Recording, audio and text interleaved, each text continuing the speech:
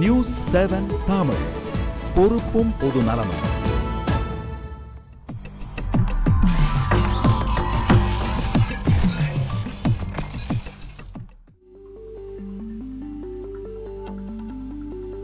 வணக்கம், இது RS TMT கம்பிகள் வழங்கும் கேள்வி நேரம். இந்த நிகழ்ச்சியின் மூலமாக மீண்டும் உங்களை சந்திப்பதில் மிக்க மகிழ்ச்சி. நான் செந்தில். மக்கச்சமூகம் சார்ந்து உங்கள் ஒவ்வொருவருக்குள்ளும் ஓடிக்கொண்டிருக்கும் கேள்விகளுக்கு ஆதாரத்தோடும் ஆக்கப்பூர்வமாகவும் பல்வேறு துறைகளைச் சார்ந்த வல்லுநர்களோடு விடை காணும் நேரம் இது. அந்த வகையிலே தினமும் ஒரு மணி நேரம் பல்வேறு துறை சார்ந்த வல்லுநர்களோடு நடைபெற்றுக் கொண்டிருக்கக்கூடிய கேள்வி நேரத்தின் இன்றைய அமர்வில் நாம் விவாதத்திற்கு எடுத்துக்கொண்டிருக்கக்கூடிய பொருளானது 2016 தேர்தல். 2016 தேர்தல் தமிழக சட்டப்பேரவை பொதுத் தேர்தலுக்கான பணிகளில் பல்வேறு அரசியல் கட்சிகளும் தற்பொழுதே மிக வேகத்தோடு தங்களுடைய பணியை தொடங்கிவிட்டார்கள் என்றே சொல்லலாம். ஒவ்வொரு கட்சியும் தங்களுடைய தலைமையை, தங்களுடைய தலைவரை முதலமைச்சர் வேட்பாளராக முன்னிறுத்தக்கூடிய பணியில் ஈடுபட்டிருக்கிறார்கள். பாட்டாளி மக்கள் கட்சியின் சார்பில் நாங்கள் 2016 ஆட்சியை பிடிப்போம் என்ற உறுதிமொழியோடு, குறிப்பாக அன்புமணி ராமதாஸ் அவர்களை முதலமைச்சராக்குவோம் என்ற ஒரு வாக்குறுதியோடு அந்த கட்சியினுடைய தொண்டர்கள் களம் இறங்கி இருக்கக்கூடிய ஒரு சூழலில் தேமுதிக சார்பில் விஜயகாந்த் தான் முதலமைச்சர் என்றும், பாஜக விரைவில் முதலமைச்சர் வேட்பாளரை நாங்களும் முதலமைச்சர் வேட்பாளர் அறிவித்தே தேர்தலை சந்திப்போம் என்றும், மதிமுக தனித்து போட்டியிடுவோம் என்றும், இப்படி ஒவ்வொரு கட்சிகளும் தங்களுடைய கருத்துக்களை பகிர்ந்து கொண்டிருக்கக்கூடிய சூழலில் திமுக அதிமுக அல்லாத ஒரு புதிய அணியை உருவாக்கக்கூடிய முயற்சியில் மார்க்சிஸ்ட் கம்யூனிஸ்ட் கட்சி ஈடுபடும் என்ற ஒரு கருத்தை பிரகாஷ் காரத் பதிவு செய்திருக்கிறார். தமிழகத்தில் எத்தனை முதலமைச்சர் வேட்பாளர்கள் இருக்கிறார்கள் 2016 தேர்தலில்? பேசலாம். மார்க்சிய கம்யூனிஸ்ட் கட்சியின் சார்பில் அதன் முன்னணி நிர்வாகிகளில் ஒருவர் திரு பொன்முடி அவர்கள் நம்மோடு இணைகிறார். அவரை வரவேற்கலாம். வணக்கம். பாட்டாளி மக்கள் கட்சியின் சார்பில் திரு பாலு வழக்கறிஞர் நம்மோடு இணைகிறார். அவரை வரவேற்கலாம். வணக்கம் சார்.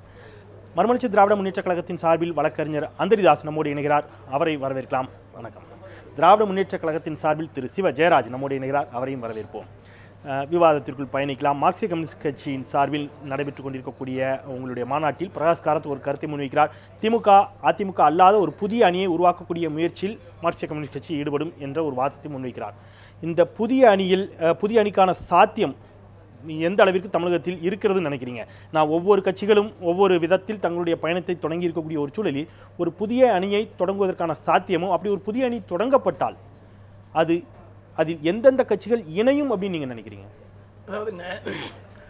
அதாவது எந்தெந்த கட்சிகள் நாங்கள் அந்த குறிப்பிட்டிருக்கக்கூடிய திராவிட முன்னேற்றக் கழகமும் அண்ணா திமுகவுக்கு அப்பாற்பட்ட கூட்டணியில் சேருவார்கள் அப்படிங்கிறத இப்போ முடிவு பண்ண முடியாது. இப்போ அது சம்பந்தமாக ஏட்சியமும் சொல்ல முடியாது.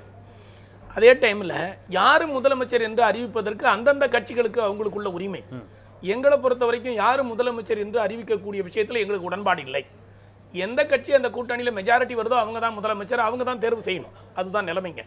அதனால் எங்களை பொறுத்த வரைக்கும் அண்ணா ஏடிஎம்கே டிஎம்கே அல்லாத ஒரு கூட்டணியை உருவாக்குவோம் அப்படின்னு எங்கள் தோழர் எங்கள் ஆல் இண்டியா ஜெனரல் செக்ரட்டரி சொன்னதுங்கிறது அப்சல்யூட்லி கரெக்ட். அதான் எங்களுடைய பொலிட்டிக்கல் லைன். நம்ம 2016 நம்ம அடுத்த சுற்று இன்னும் விவாதிக்கலாம். ஒருவேளை அதிமுக திமுக இரண்டு கட்சிகளோடும் இனி கூட்டணியே சேர முடியாது என்ற நிலை இடதுசாரிகளுக்கு உருவாகி இருக்கக்கூடிய ஒரு சூழலால் கூட இது போன்ற கருத்துக்கள் முன்வைக்கப்படுகிறதா அப்படிங்கிறத நம்ம அடுத்த சுற்றில் இன்னும் கூட விரிவாக பேசலாம். திருபாலு, அன்புமணி ராமதாஸ் அவர்கள் தலைமையில் தேர்தல் சந்திப்போம் அல்லது அவர்தான் முதலமைச்சர் வேட்பாளர் என்பது போன்ற கருத்துக்களை முன்வைத்து இப்பொழுதே தேர்தல் பணியை தொடங்கி இருக்கிறீர்கள்.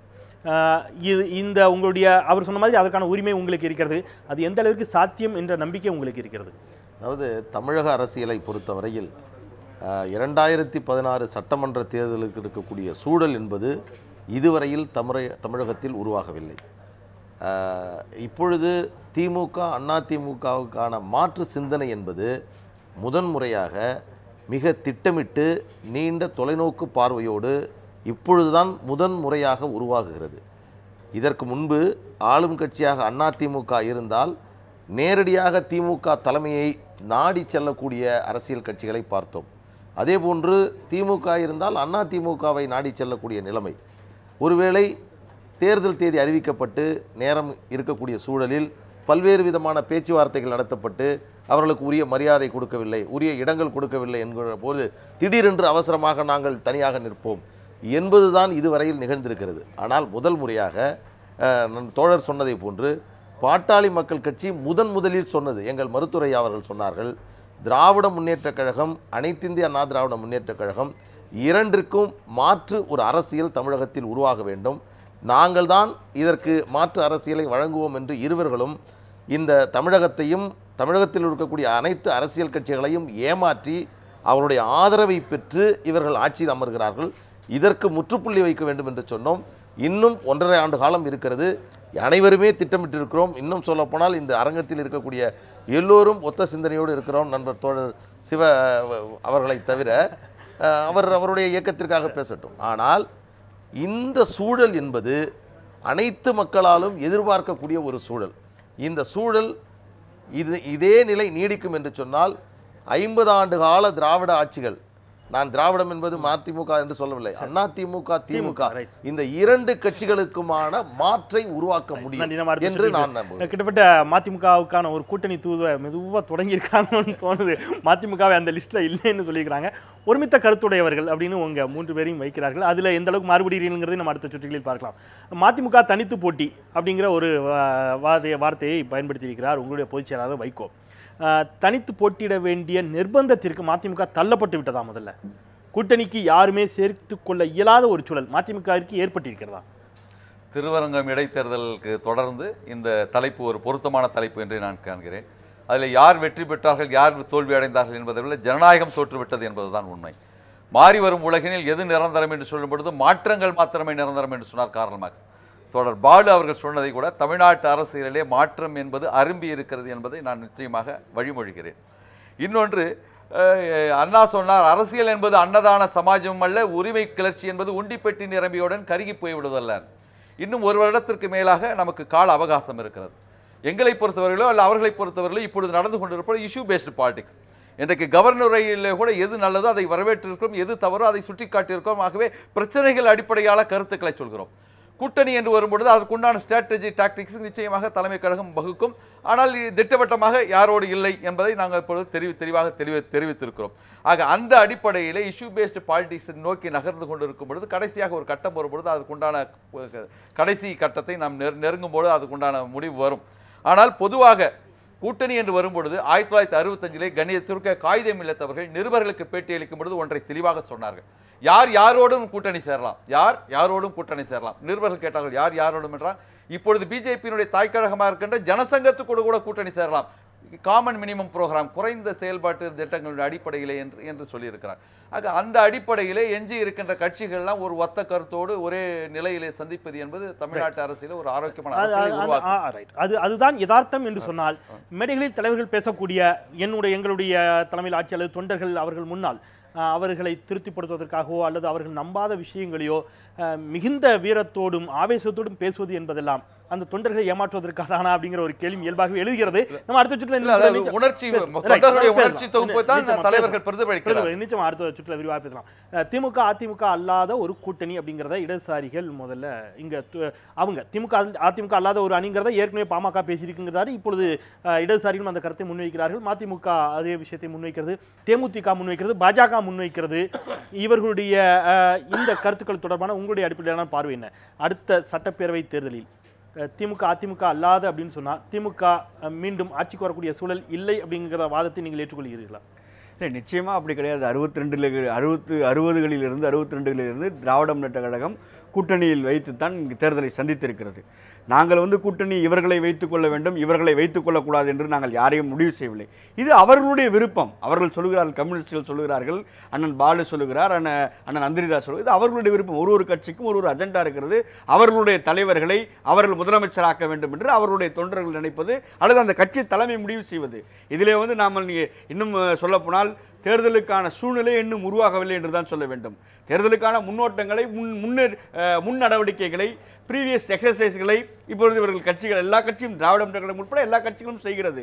இதில் நாம் கவனிக்கப்பட வேண்டிய விஷயம், திராவிட முன்னேற்ற கழகமோ அதிமுகவோ இன்றைக்கு பெரும்பான்மையான வாக்கு வங்கியை சுமந்திருக்கிறது, கையிலே வைத்திருக்கிறது. இன்றைக்கு ஸ்ரீரங்கம் இடைத்தேர்தலில் அது நிரூபிக்கப்பட்டிருக்கிறது. நாங்கள் ஒருவேளை தோற்று போயிருக்கலாம். பணம் இன்றைக்கு 5000 ரூபாய் ஒரு வாக்கு கொடுத்து நடைபெற்ற ஒரு இடைத்தேர்தலில் பண சுனாமி அடித்திருக்கிறது என்று தலையங்கங்கள் எழுதியதற்கு பிறகும் திமுகவின் வாக்கு வங்கி அப்படியே இருக்கிறது. நாங்கள் அதிலே இன்றைக்கு செட்பேக் ஆகவில்லை. ஒருபோதும் திராவிட முன்னேற்ற கழகம் செட்பேக் ஆகாது. ஆனால் அதையும் தாண்டி 2 பிரதான கட்சிகளை விலக்கிவிட்டு நீங்கள் எப்படி தேர்தலை சந்திப்பீர்கள் என்பதுதான் எங்களுடைய கேள்வி. யதார்த்தமான கேள்வி. அப்படி ஒருவேளை நீங்கள் கூட்டணி வைத்து ஏற்படுத்தி நீங்கள் தேர்தலை சந்தித்தால் எங்களுடைய வாழ்த்துக்கள் உங்களுக்கு. ரைட். ஆனால் பொதுவாக இங்கே பேசுகிற 4 பேருமே ஒரு விஷயத்தில் ரொம்ப தெளிவாக கருத்துக்களை முன்வைக்கிறார். அதற்கான காலம் இருக்கிறது, இன்னும் கனிய வேண்டும், அதற்கான சூழல் இருக்கிறது, எப்பொழுது வேண்டுமானால் மாற்றம் வரலாம் அப்படின்னு சொன்னால் மிக தைரியமாக இன்னாரோடு நான் சேர மாட்டேன், இப்படி நடக்கவே செய்யாது என்று சொல்லக்கூடிய துணிவும் தைரியமும் அரசியல் கட்சிகளுக்கு இல்லாமல் போய்விட்டதா? தங்களுடைய பலவீனம் அதற்கு ஒரு காரணம் அப்படிங்கிற கேள்வி இயல்பாக எழுகிறது. திருபாலு, மிக உறுதியாக நாங்கள் இவர்களோடு கூட்டணி சேர மாட்டோம் அப்படிங்கிற மிக உறுதியான ஒரு நிலைப்பாட்டோடு கூடிய ஒரு வார்த்தைகள் எந்த கட்சிகளின் வாயிலிருந்து வர தயங்குவது அப்படிங்கிறது பாமக உள்ளிட்ட கட்சிகளையும் இணைத்துக் கொண்டே, அதற்கு என்ன காரணம்? ஒரு சிறிய பலவீனமாக நினைக்கிறீர்களா? யதார்த்தம் கொஞ்சம் உள்ள வந்து உறுத்துதா? 1989 பாட்டாளி மக்கள் கட்சி ஆரம்பித்த பிறகு தனித்து நின்றோம். 2, 3 தொகுதி தேர்தல்கள் தனித்து நிற்கின்ற பொழுது அரசியல் சூழல்களில் பல்வேறு நிலைகளில் ஒரு இயக்கத்தோடு ஒத்துப்போகக்கூடிய ஒரு சூழல் என்பது இயற்கையாக அமைந்து விடுகிறது, அல்லது மற்றவர்களுடைய தூண்டுதலால் அமைந்து விடுகிறது, பல்வேறு காரணங்களால் அமைந்து விடுகிறது. ஆனால் இன்றைய சூழலில் பாட்டாளி மக்கள் கட்சி இந்த செய்தியை எங்களுக்கு ஏதோ ஒரு இருக்கக்கூடிய நிர்பந்தத்தின் அடிப்படையிலோ அல்லது இந்த நாட்டை ஆண்டு விடுவதற்கான ஆட்சி ஆசையின் அடிப்படையிலோ அல்ல.